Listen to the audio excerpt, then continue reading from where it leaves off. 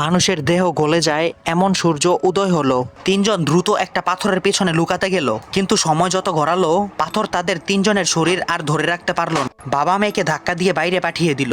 অপ্রত্যাশিতভাবে মেয়েটি কোনো ভয় না পেয়ে সরাসরি বালুতে হাঁটতে শুরু করলো।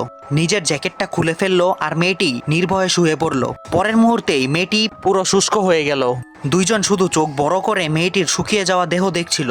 সূর্য ডুবে যাওয়া পর্যন্ত তারা পাথরের নিচে লুকিয়েছিল। বাবা ধীরে ধীরে মেয়ের শুকিয়ে যাওয়া শরীর মাকে দিল।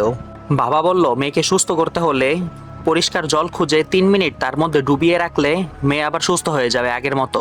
মেয়েকে সুস্থ করতে তারা পাহাড় পর্বত পেরিয়ে ডাঙার কাছে পৌঁছায় আর একটি পরিষ্কার জল খুঁজে তার মধ্যে মেয়েকে ছেড়ে দেয়। পরের মুহূর্তেই একটি আশ্চর্য ব্যাপার দেখা গেল। মেয়ের হাত পা জল পেয়ে স্পঞ্জের মতো ফুলে উঠেছে।